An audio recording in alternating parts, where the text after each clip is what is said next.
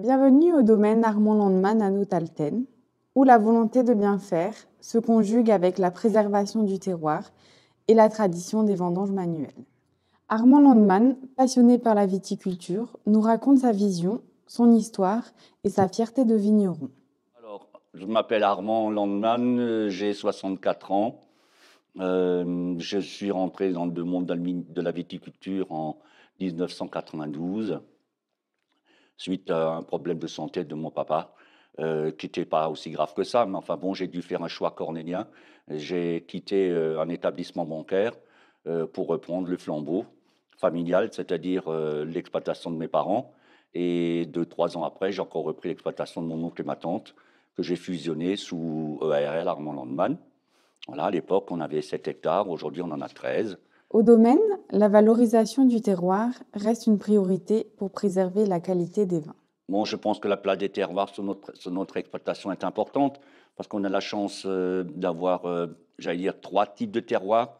Un terroir granitique, je commence par lui, qui est le Heisenberg de Notalten, qui est un adjacent du Grand Cru Winzenberg, plutôt sur la forêt de Tannenberg, qui donne naissance à des très beaux Riesling, et aussi des Gewürz, des Sylvaner, enfin tous les Pinot Gris, les cépages y réussissent bien, mais un beau granit.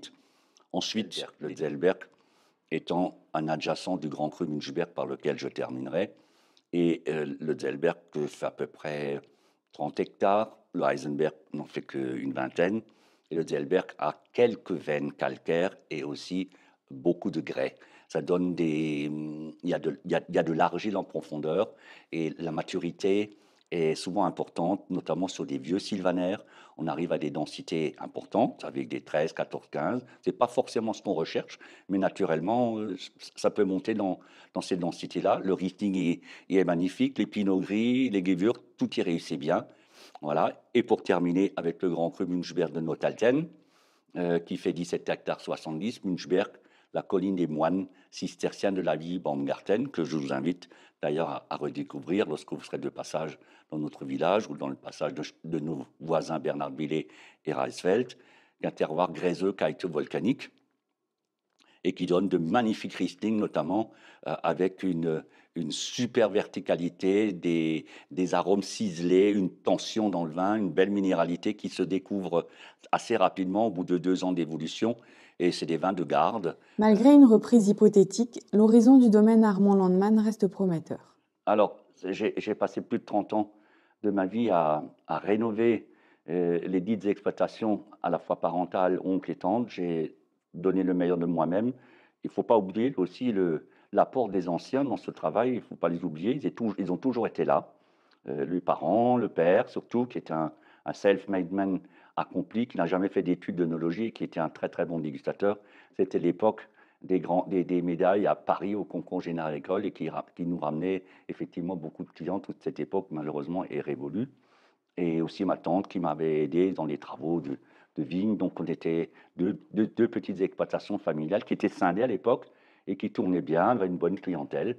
Malheureusement, cette clientèle, elle a fondu au fur et à mesure parce que disparue par l'âge. Et puis, peut-être que, d'un point de vue commercial, on aurait dû remettre un petit peu le pied à l'étrier pour faire des foires, pour faire un peu plus de commercial, ce que je n'ai pas fait parce que j'ai investi justement mon énergie dans la rénovation, dans peut-être accroître le cheptel, et ça m'a pris beaucoup d'énergie, et ce temps-là pour le commercial, ben, je l'ai occulté, et aujourd'hui peut-être que j'en paye un petit peu les pots cassés. Ce n'est pas gravissime, mais c'est peut-être un reproche que je peux me faire.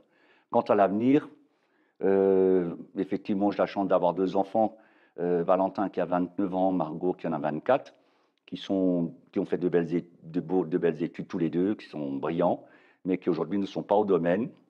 Euh, il est question d'éventuellement de reprise, mais entre mettre le sujet sur la table et le faire, le concrétiser, il y a un pas qu'il faut franchir, et pour l'instant, ce pas n'a pas été franchi.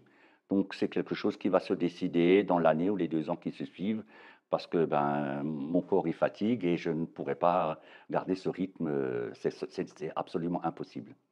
Et d'ailleurs, preuve en est, pour une récolte comme cette année, je veux dire 2 bras de plus, ou ça serait pas du gâteau, quoi.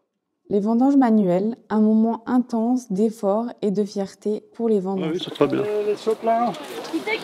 Très bien, il y a une bonne équipe en général. Chaque année, on a une bonne équipe. Ouais, on se marre bien. Bon, cette année, ça manque un peu de jeunes. Habituellement, on a un peu plus de jeunes avec nous. Mais là, cette année, il y en a moins. Armand, il fait tout à la main. Armand, il fait pas à la machine, lui. Et puis, il vendange que les jours où il faut vendanger. Hein. Quand il pleut, il vendange pas, lui. Hein. Il veut pas d'eau dans son raisin, Armand.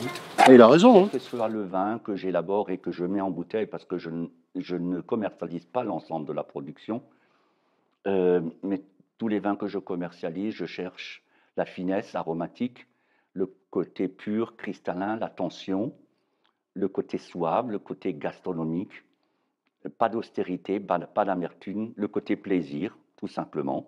Ce n'est pas une question de sucre résiduel, c'est une question de savourer le vin comme un aliment et qui confère un plaisir. Alors, quel est mon vin préféré?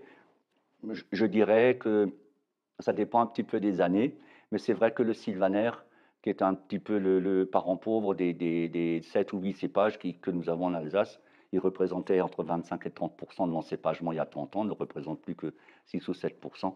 Et j'ai eu peut-être l'intelligence de garder encore plus de 2 hectares en Sylvaner, même si on a peut-être du mal à les vendre.